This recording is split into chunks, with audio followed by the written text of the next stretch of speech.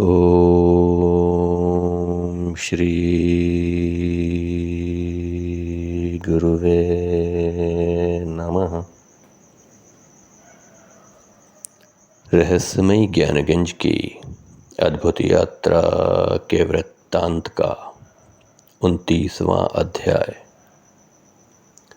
इस वृत्तांत के पिछले अध्याय में इस विषय पर चर्चा की गई थी कि ब्रह्मांड या ज्ञानगंज के महामानव अपने भक्तों को पुकारते हैं ताकि वह उनकी पुकार को सुन सके और ध्यान साधना में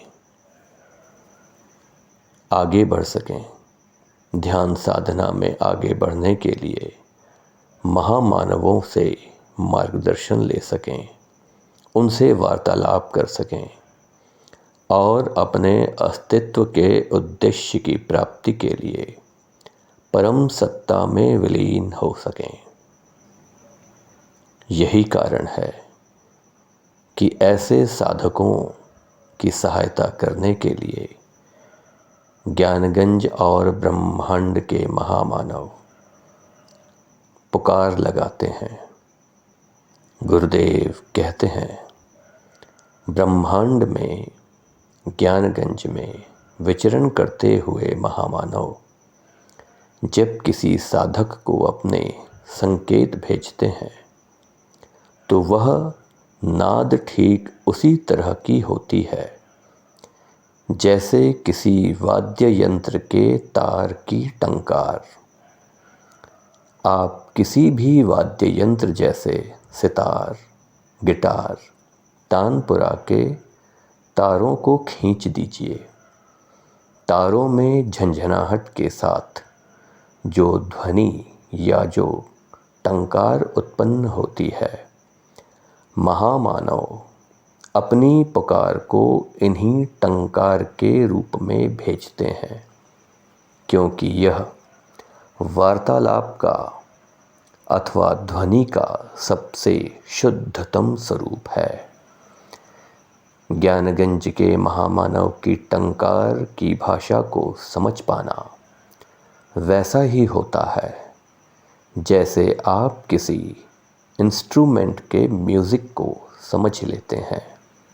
हालांकि इस तरह के भाषा के प्रयोग वर्जित हैं, लेकिन पृथ्वी के साधकों को इससे सरल भाषा में नहीं समझाया जा सकता, क्योंकि यदि इस टंकार को इसके वास्तविक स्वरूप में समझाने का प्रयास किया जाए तो यह अत्यंत क्लिष्ट होगा।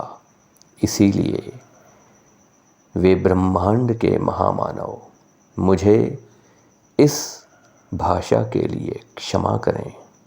यह सिर्फ साधकों के मार्गदर्शन के लिए मैंने अपनी समझ के अनुसार भाषा का प्रयोग किया है।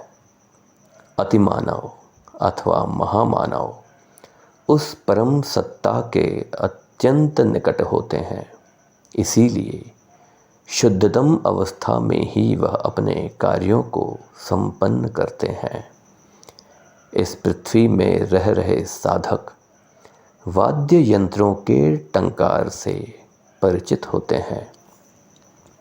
इसके अलावा इन टंकार के रूप में वार्तालाप करने का कारण यह है कि ब्रह्मांड के अनेक अवरोधों से टकराते हुए नक्षत्रों, उल्कापिंडों, ग्रहों के कोलाहल से आप तक पहुंचाने के बावजूद उसके स्वरूप में कोई परिवर्तन न हो, इसके लिए महामानव अथवा अतिमानव या महासाधक इस टंकार का प्रयोग करते हैं।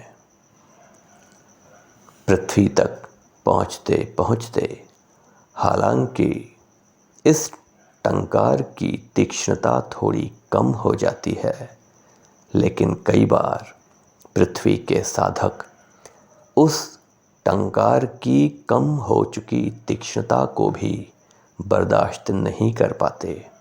जिस तरह हम मनुष्य अपने गले के स्वरयंत्र के ज़रिए हिंदी वर्णमाला अथवा अंग्रेजी वर्णमाला के शब्दों का प्रयोग करके ध्वनि उत्पन्न करते हैं और एक दूसरे से संवाद करते हैं या एक दूसरे से संवाद करने में सक्षम होते हैं, ठीक इसी तरह अतिमानव अथवा महामानवों के स्वर यंत्रों से जो नाद उत्पन्न होती है उसके ज़रिए वे साधकों से संवाद करते हैं।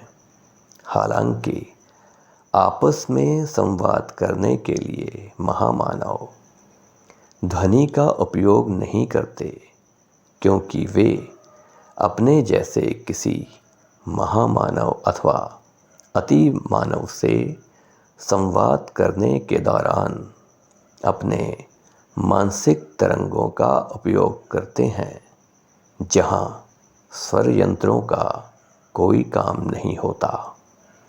गुरुदेव कहते हैं, महामानवों के टंकार को सुनने की क्षमता स्वयं में उत्पन्न करने के लिए जिन उपायों की आवश्यकता पड़ती है उन पर चर्चा की जाएगी रहस्यमयी ज्ञानगंज की अद्भुत यात्रा के वृत्तांत के 30वें अध्याय में।